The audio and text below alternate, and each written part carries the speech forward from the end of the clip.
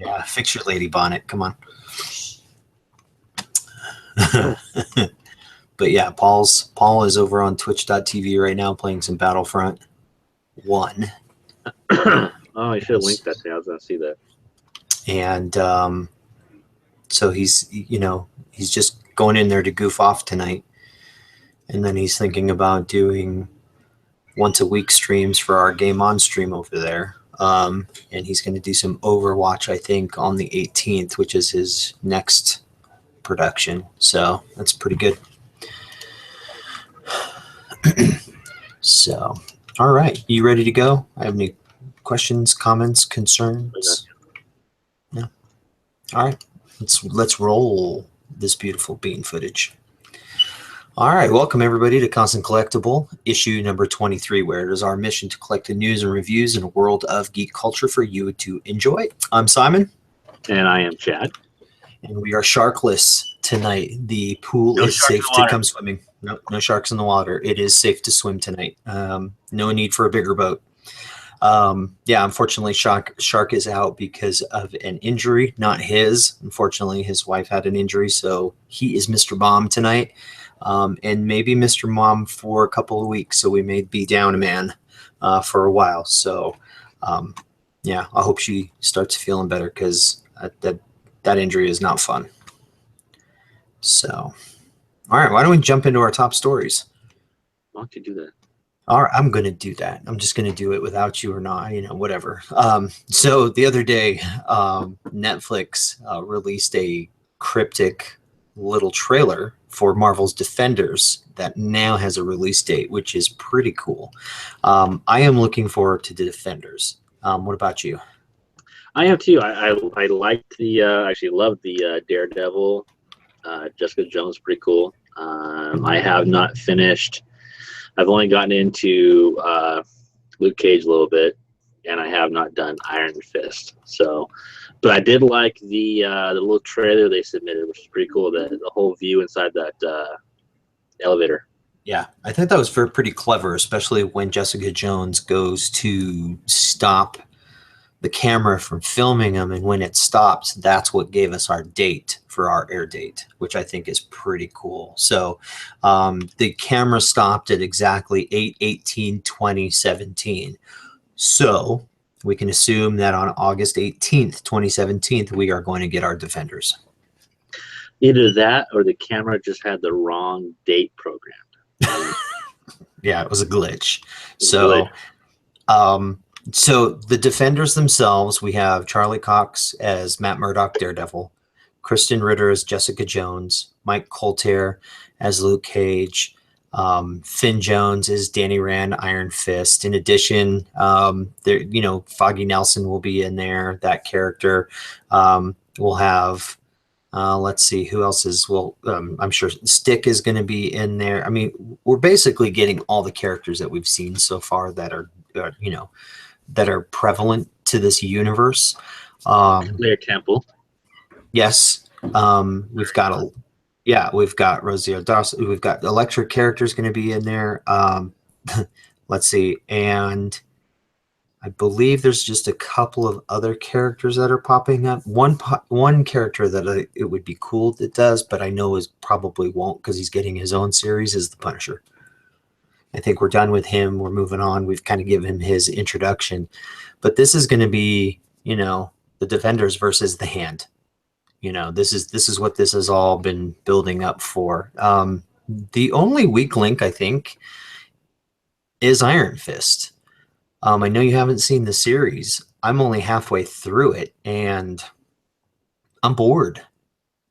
Yeah, a lot of people are. I've been reading a lot of those reviews, and that's the common theme, that they're very disappointed. They're calling it pretty lame.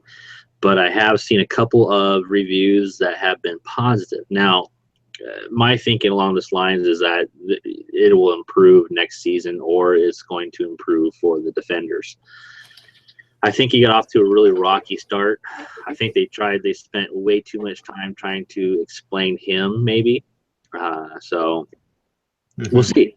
Daredevil did not get off to a rocky start. I thought Daredevil did an awesome job by starting out. So But we'll see.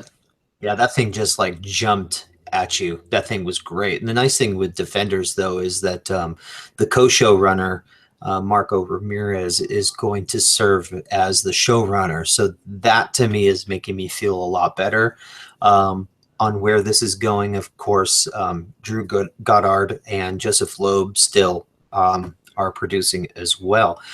There are hints that, well, not hints. Sigourney Weaver actually was going to play our big antagonist. So we're going to get bad guy out of Sigourney Weaver, and her character's known as Alexandra.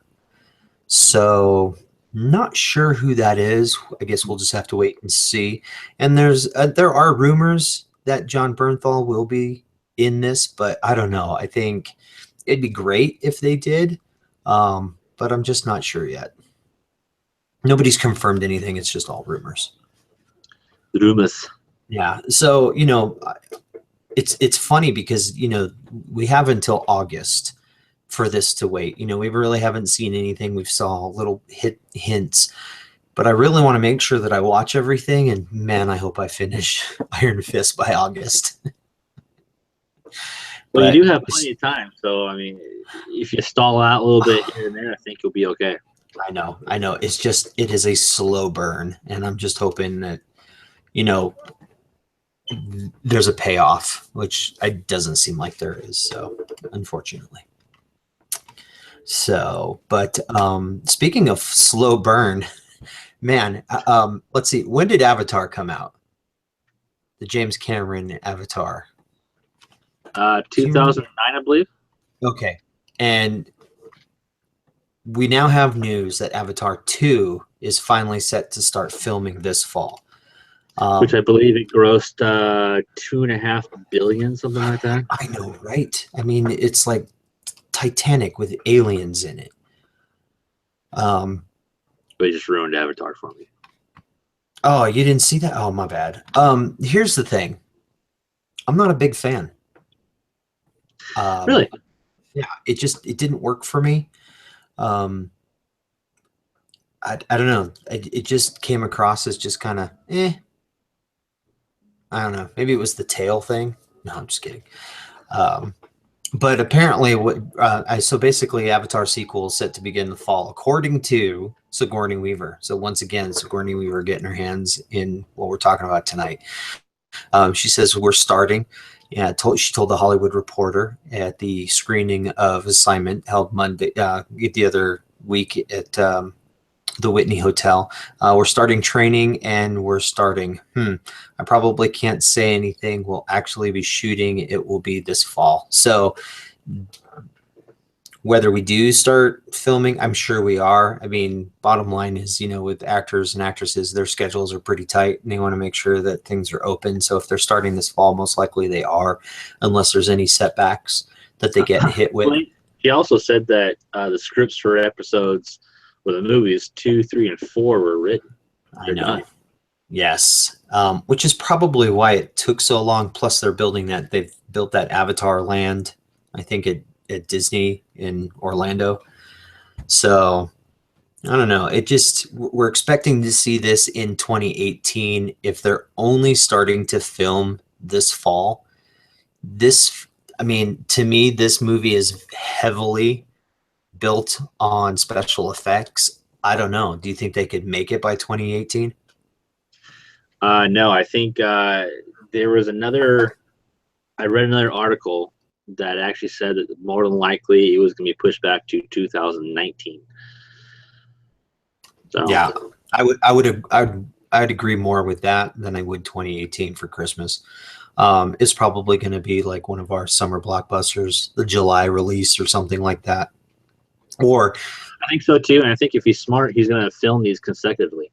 He'll keep filming and maybe release one a year. I think if he goes beyond 2 years, I think it's kind of foolish. But I think if he does it kind of like not James Cameron. I'm talking about James Cameron. Jackson did for the Lord of the Rings. I think if he does it this way, I think it's he'll keep the momentum going. Yes, which is what now Star Wars is starting to do. Give us one a year. Marvel gives us a couple a year because you want them. you want to consume them. I mean, you go watch them 6 months later, you bring it home, you watch it again. That gets you ready to go back out to the theater for the next chapter. So I'm hoping he does that. I'm hoping it does good. I'm sure it will. I mean, 2.7 billion globally. I mean, that's amazing. So I guess it's taken him so long in order to get this done because of him writing so many scripts for it. So I haven't really seen a complete list of who's starring in it, but at least, we'll have Sam Worthington, Zoe Saldana, and, Sigourney Weaver has already mentioned that they're starting to shoot. So we know she'll be in it too. So, yeah, but, speaking of, some sci-fi action here, Guardians of the Galaxy, I cannot wait for this film, and In the law. yes, exactly. Sylvester Stallone, nobody has figured out who this guy is, but there have been a couple of tweets that have gone out, and some in Italian that basically looks like Sylvester Stallone is going to play. Let's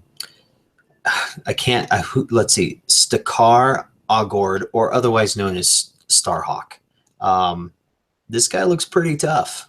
I'm not a big Guardians of the Galaxy comic book lore, so I'm not quite sure. I'm not familiar with this character, but it does look interesting.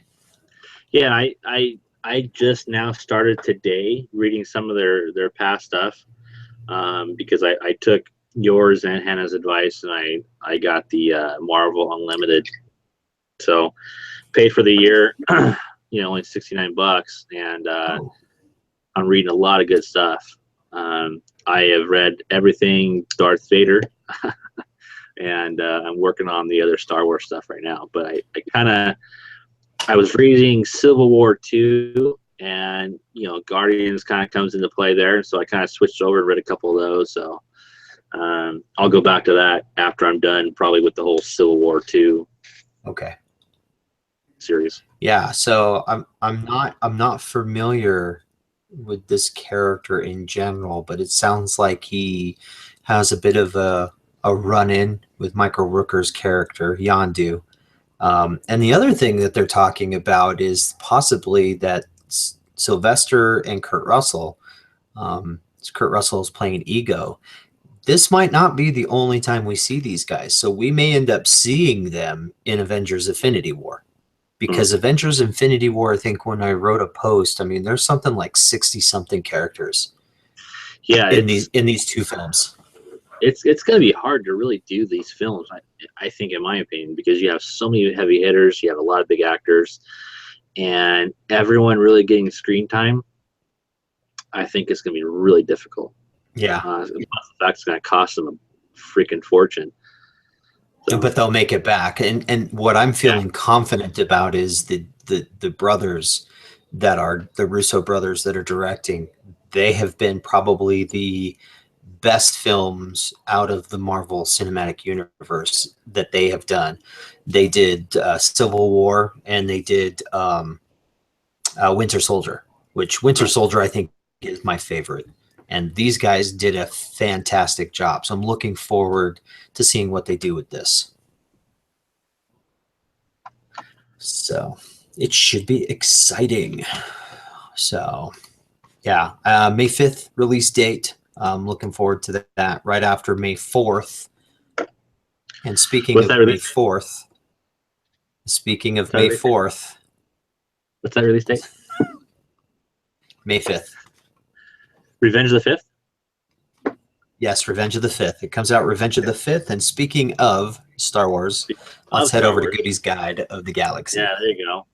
My favorite section or part of the podcast every week. So earlier this week, I posted on not only Twitter, but on my Facebook page that there was a possibility that Disneyland will be upping ticket prices to get in just to Star Wars Land. So not only do you have to buy a ticket to get into the normal park, but you'll have to pay an additional rumored $95 to enter Star Wars. Wow. Now, here's the kicker, though, is that I was following 3 articles at the beginning of this week. All articles have been removed from the internet. That's interesting. So Their either pages are gone. yeah, So, I mean, just the article alone right here from Slash Film is gone, not found. Right. That's interesting. Now the link on my Facebook page is still there, but Is it? Okay. it just shows the all it says is Star Wars Land ticket price rumored to be $95 additional. So $200 to get into Disneyland. Yeah, this is the mouse came out with his lawyers and decided to halt these articles, but it could be that this was just a rumor. I'm hoping that it is. I'm kind of hoping that they're not going to charge additional prices just for a small portion within the main park. I would think that if you're going to do this, that it should be its own park, kind of like California Adventure is. So you pay a price, get into that. But who knows? I mean, this is the size of the park itself is actually pretty large. I've seen the overall maps. I keep looking at pictures from people posting from hotel rooms across the freeway, and so it's going to be a decent sized park. I don't see the justification in wanting to charge the extra, basically $100, but this is Disney, and they're out for the buck. So yeah, because I mean, so they've taken, because let's see if I remember correctly, they've basically taken Toontown away, and then they've taken half of Frontierland. Well, no. Plus some, right? No, Frontierland is still there. What this does is it's on the other side of the normal walkway that wraps around the backside of Big Thunder Mountain. Okay. It stops so we there. cut it. Okay, so then we've cut into Rivers of America and Tom Sawyer's Island and wrapped around into Toontown. Right, but it doesn't. Okay. They have these big walls set up, so it doesn't encompass and take over any portion of Tom Sawyer's Island. Oh, interesting. What's that? I said that's interesting. Yeah, I didn't realize how much extra space they had back there then. Oh yeah, there's a bunch of stuff back there, and because they've owned that for years, there was a lot of backlot stuff. But the entrances will actually be we're really close to the backside of Big Thunder Mountain. I'm trying to remember what ride is over there. It's I think the Pinocchio or something. But the other entrance to Star Wars Land is over by that burger joint. Okay. That's next to Critter Country. Okay. So it's all back there. Yeah, so there's this huge backlot area that they're building. I think it goes right up against the freeway too. Or actually not right up against, but really close to it. So it's a very large area. You can pull up maps online, and it goes over briefly what the size is. It's actually pretty substantial. But okay. Yeah, adding $95 to the ticket price to get in, it's going to suck. But stupid people like myself are going to do it. So I'll go ahead and admit that. I will be there. Yeah. So, but like I said, it's just rumored, and all the articles I was following have been taken down. The only thing left is the link that's actually on my Facebook. So, okay, I'll have to look at that. See. And Chad, where is your Facebook? So if somebody wants to see it, where can they go? Oh yeah. Just go to Facebook and look me up under Chad Goodwin. Are you the only Chad Goodwin? No, but the picture is of my wife and I at our day. Okay, and probably another way of going is if you go to our Facebook page, we can find you on there contributing, so you can click on his link and it'll take you to his page. So there we go. All right. So what else you got? Show notes as well. So yes, true. So next up, we have not really clarification, but we have some more rumored information about Benicio del Toro's role in The Last Jedi. It's looking as Del Toro is in a jail with another character, and he gets busted out. by Finn. So not a whole lot of information coming out, but he's in there with Kelly Marie Tran's character on this location, and that he does have it.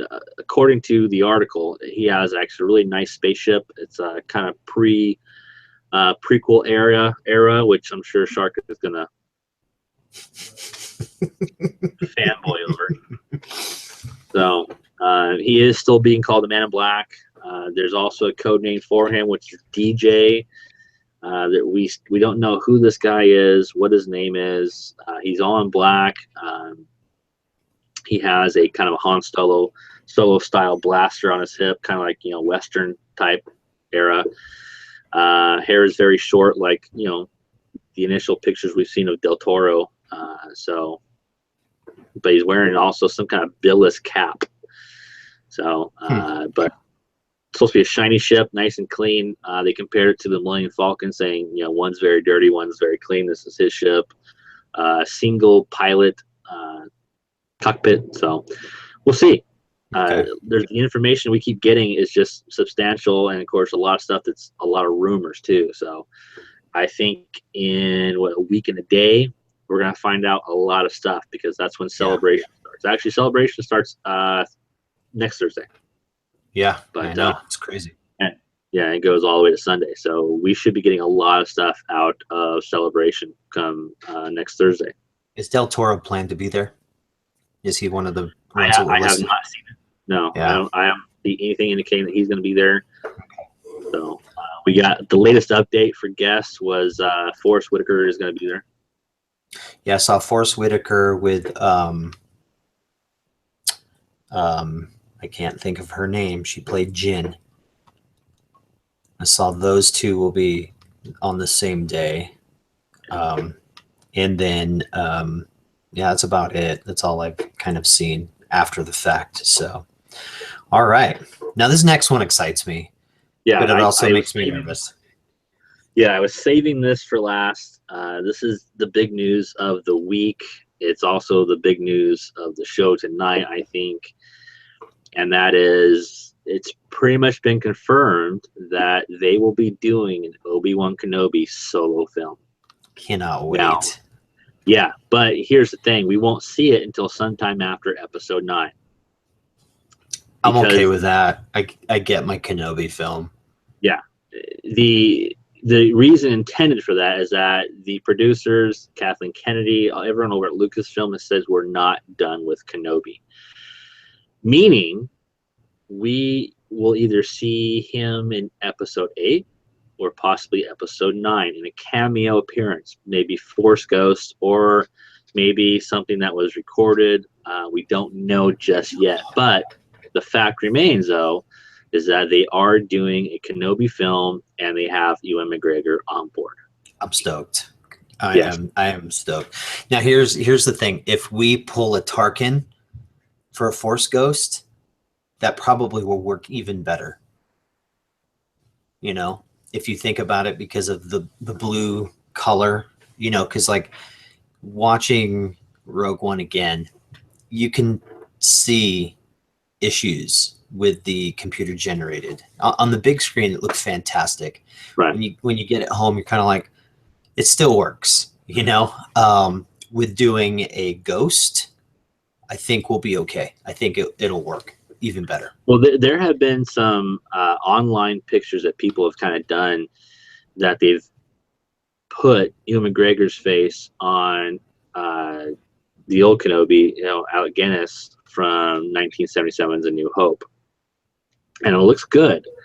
And this is just them doing it. So, and, McGregor's at that age right now that he can pull this off. Mm-hmm. Obviously, he's not old, but, he's, in his 40s, I believe, late 40s. Yeah. And so he'll be able to pull this off, I think, really well. The time frame for this is actually set between Revenge of the Sith and A New Hope. So we get that huge time frame where everyone asks, hey, what's he doing on Tatooine this entire time? Yes. We have had books that came out that detailed that, one of which was actually a book we talk about every once in a while called Kenobi. It is not official canon. It is considered Legends canon. So how they do this, who's going to write it? But the big thing here is that they're talking about directors already, and they're talking about using Gareth Edwards, who did Rogue One.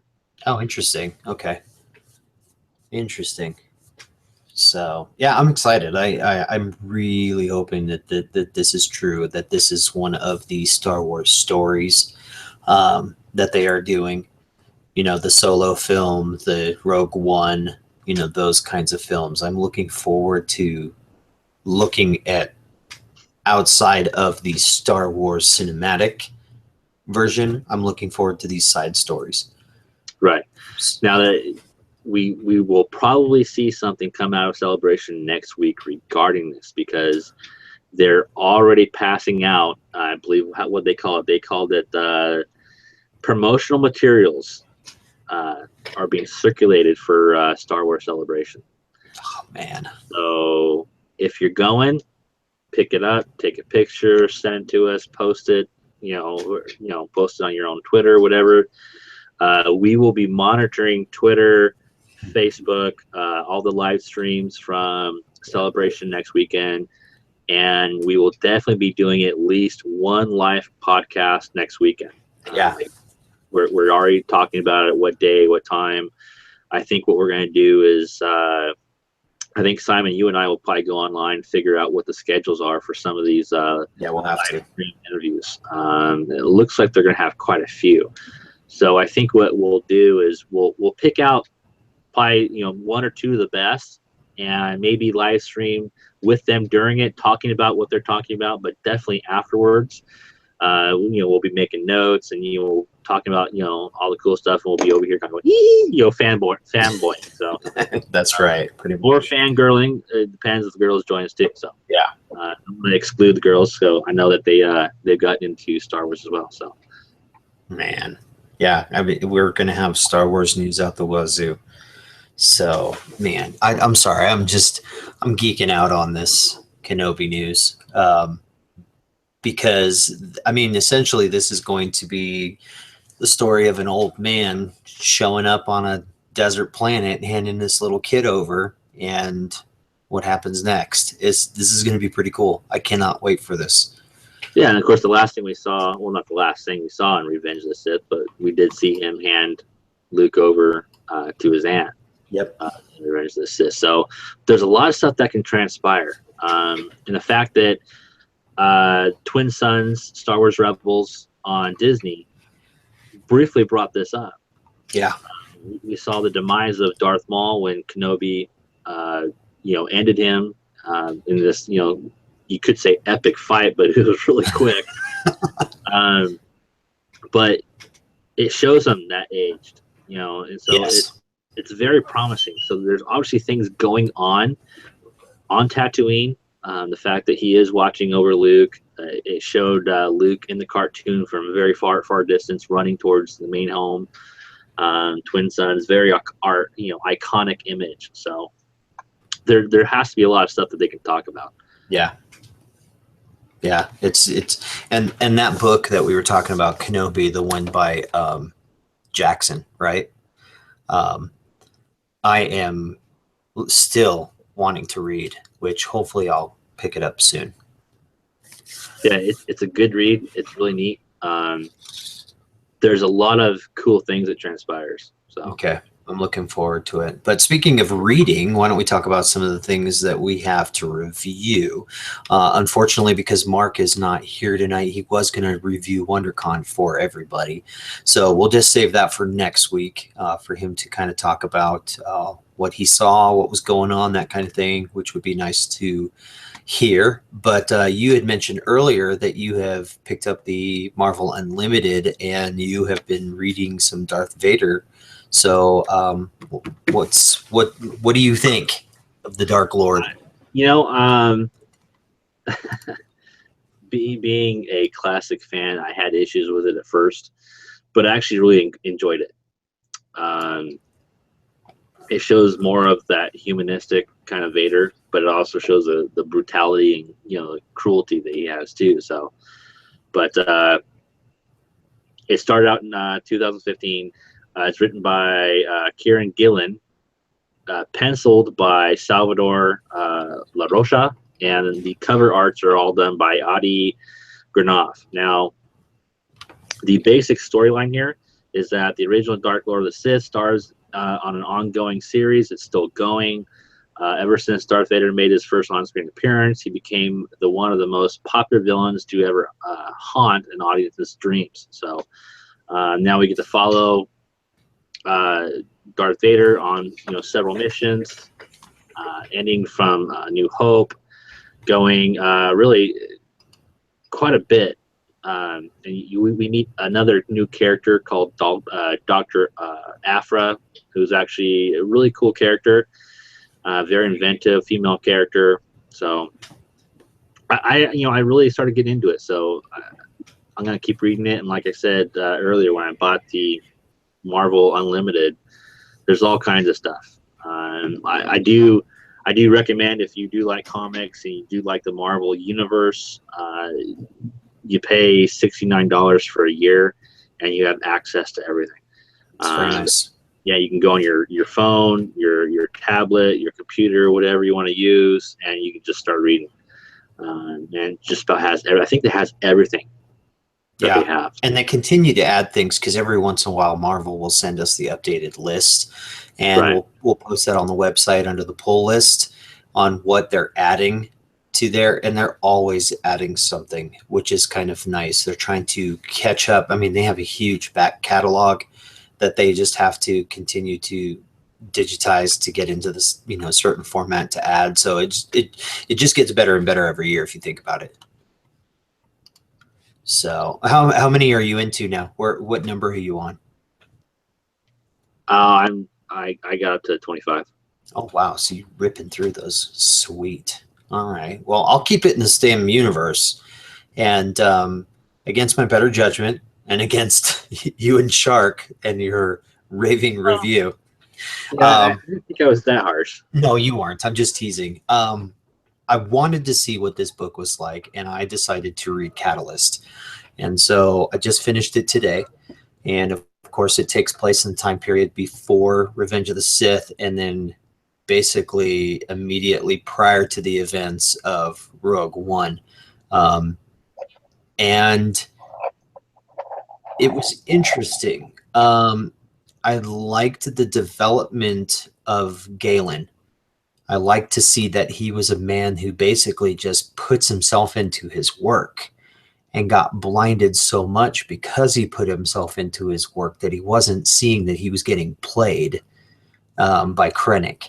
And, some of the things that were going on, I liked how, well, maybe the way Saw Gerrera was kind of introduced in the book was just all of a sudden, boom, he's here with this group. And it's like all of a sudden, one character and Saw Gerrera become these good buddies, and it's like, hey, do me a solid and go save these people for me. That I was kind of like, eh. But I'll tell you what really bothered me about this book. There was constant description of he took all his breath. He purposely took a breath through his nose.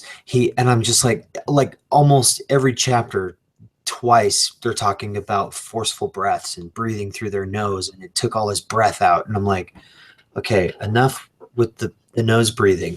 I don't need to hear how many times someone takes a breath. That was kind of bothering me. But other than that, the story was okay. It wasn't bad. It's not one of my favorites, but it's kind of nice to see. It did give some good, insightful information. It did. It gave some good information why in Rogue One, we have this battle between Tarkin and Krennic, because there was that build. There is such hate between those two.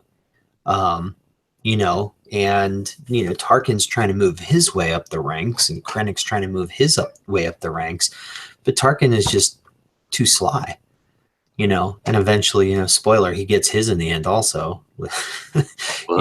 So it was fascinating. It was nice to kind of introduce these characters and who they were. It was kind of nice to see how Jyn was you know, the family life that she grew in, and how they got to where they were at the beginning of Rogue One. So it wasn't as bad as I thought it was going to be, but it wasn't as great as some of the other stuff I've just read. Right, and I think if you read it in the order that a lot of these books were published, because Tarkin was published before it, it gave you, Tarkin gave you a lot of insight about, Tarkin. So, so you knew this character. You knew, like you said, how sly he was, how highly intelligent he is, and basically kind of what a backstabber he can be too. But it was not as great as a lot of the other stuff that we've been reading. I think Dark Lords of the Sith and even Dark Disciple are a couple of the, I think they might be my two top of the new stuff. The whole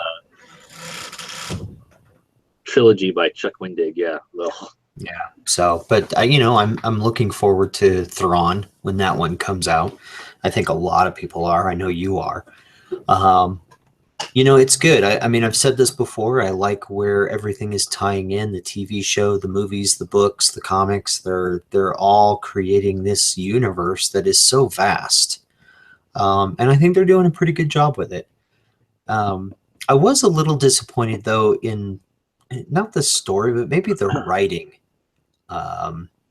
At some points, it just kind of fell flat for me. Some of these other guys have written some pretty good stuff, and I mean, and he is a Star Wars novelist. That's what I'm going to call it. James Luce. Gosh, I can't even say it. Say it for me. I can't say it. Lucino, right? Yes. Okay, thank you. It was like I mean, he's written tons of Star Wars stuff. And this one, I just wasn't my favorite of his. It almost feels like the House of Mouse said, here's what you need to get done. It's like he had parameters put around him instead of being able to be free and just write how he kind of feels that it should go. Yeah, and Jackson is a novelist for the Star Wars universe, and he's done well in the past. Not what I would consider a very experienced Star Wars novelist. He doesn't have a whole lot of books under his belt within Star Wars, but we've had this conversation, I don't know, countless times, not only talking within the show here, but off camera.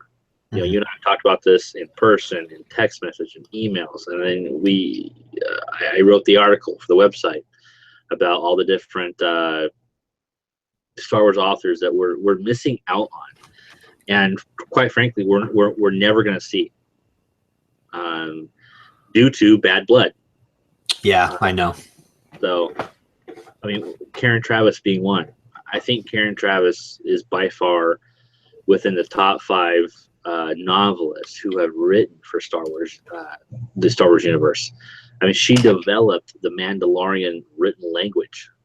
So, a highly talented author. You and I met her once. Very nice, kind lady. But there's a lot of bad blood there. And yeah, she unfortunately. will never come back. So, you have some other people that have written a lot of good stuff. Now, you have other people who have written 1, maybe 2 novels for the Star Wars universe, and what they wrote was just fantastic. So, do yourself a favor, go to our website, check out the article I wrote about Star Wars novelists that we have and we don't have, and check it out. Go see who you're missing, and see who has written for it. You'll actually be surprised, I think, by a couple names. I think so too. So, all right. So, what are you watching? I'm watching a lot of the same stuff. We're no longer watching Rebels because that ended, unfortunately. But at least we found out we're getting a season 4. So I'm still watching. I'm catching up on Humans. I'm catching up on Emerald City over there on NBC. We're both watching The Expanse. I'm loving that still. It really picked up the last 2 episodes. A lot of great info. I am watching Fixer Upper. Yeah, that's a fun one. Yeah, I love that show. My wife and I love watching that, and of course, I'm still watching The Voice. So yes. All right, and I too am watching The Expanse, and I thought I didn't download it, and then I was like, oh wait, I'll watch it on my phone instead, and I was able just to stream it. So I watched that today. I'm slowly getting through Iron Fist. I'm slowly getting through Legion, and the reason also is not because they're, not I'm not motivated to continue, but I totally forgot that I never finished season 6 of Game of Thrones. So I went and finished that, which, man, what was my problem? Because that was amazing. I cannot wait for next season, which is only a couple months away. And the other night I watched Rogue One, Star Wars story, because it was released on Blu-ray DVD. And I am a hard copy kind of person. I like my digital media, but I like having that hard copy just in case certain copyrights or whatever disappear and I don't have access to it anymore. Yeah, and I've watched it twice since I got it. Yeah. So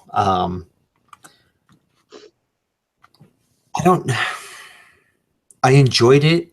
I don't think I enjoyed it as much as I did in the theater, but it still was a fun ride. I like these characters. Yeah, I mean, I had texted you. I kept rewinding, going through the whole Vader scene at his castle, and watching the bacta fluid drain out. Kept rewinding it, going back and forth, and then the whole hallway scene within the ship where he makes his big debut with the saber, starts hacking dudes apart. Now, I saw a couple of things I didn't notice in the theater, which was when he picks the dude up with the Force and goes walking past him, he slashes the dude in half. Yeah. I kind of I don't remember seeing that, but yeah. And of course, all throughout the movie, I kept pointing things out to my wife. Hey, look, this is this. Oh, hey, look! And I think I drove her nuts. Probably. So she kind of kept rolling her eyes. Oh, that. Oh, yeah, I remember that. Yeah. Yeah, so great. Shut up, Chad. Yeah. That's funny. Play. That's funny. Yeah. Could you not pause that scene? So that's what I've been watching. I'm not sure, once I finish these, I'm not sure what else we'll pick up on. So, but we will talk about The Expanse next and spoil it, because we are a little behind on that one, because we wanted to concentrate on Star Wars Rebels as it was finishing up. So we'll pick that up here shortly. And so Chad, tell us where we can find you. Oh, you can find me on Twitter at ChadGriffin12. You can find me on Instagram at DJ Kilt.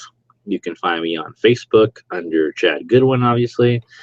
Obviously, all the links are here in the show notes of where you can find me. You can email me at goodygoodwin@constantcollectible.com. You have a question, comment, complaint, whatever, email me. I'll write back. I always do. You can find me on our website at constantcollectible.com. So in a couple of quick show notes, we are, right before I hand this back over to Simon, honestly, we are developing a new topic on our website called The Art of Cosplay. I currently have 10 cosplayers lined up. They're sending me their info. I send out a questionnaire. So if you cosplay, email me. Say, look, you know what? Hey, Goody, I cosplay. I'll send you a quick questionnaire you can fill out. Just type out the questions, send them back to me with plenty of pictures, whatever you want posted. Obviously, nothing that's too graphic, or sexual, whatever. But send me lots of pics. We'll post them, and what we'll do is we'll do a featurette on a cosplayer once a week. That's awesome. I like that. I think that's pretty cool. Speaking of cosplay, did you get my email that I sent you? Yeah. Okay, so this is pretty cool. So Bill Duran over at Punish Props, every year what he does on his birthday is he releases his first book that he wrote on how to do props, and he releases it for free. And so I was able to get us a copy. I sent you the link. I also linked it in the Facebook page. So if you are a cosplayer and you're looking to figure out how to build props, guns, armor, helmets, whatever it may be, check out punishprops.com. Check out the link for the free book. It's a PDF, and I think it's pretty good stuff. So Bill and his wife do the cosplay. Bill does this for a living. He builds props, and he goes to the cons dressed up as well, which is kind of cool. So you guys should check him out. I think he does some fun stuff. So, and of course, I'm Simon. You can find me at Twitter at C_collectible. Also on the Instagram at C_collectible. And of course, our website, constantcollectible.com. One of the announcements I want to make is that Paul, one of our contributors, back on March 21st, he started our new gaming live stream over at twitch.tv called Game On. Now, I've done some gaming in the past, but Paul is basically jumping in and going to do every other Tuesday, but he is talking about switching that up and going every his next stream, actually, he's playing right now. He's playing some Battlefield 1 right now over on twitch.tv under our constantcollectible.com name.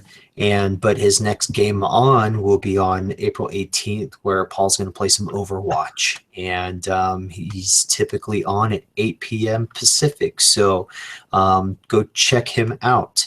And our email, of course, is constantcollectible.com. We're live every Thursday night from 8 p.m. Pacific, 9 p.m. Mountain. And our website, of course, is constantcollectible.com. We'll be back next week to talk news and reviews in a world of geek culture. And we hope to see you then. Thanks for watching. Take care, everybody. Have a great night. Yes. Take a good night.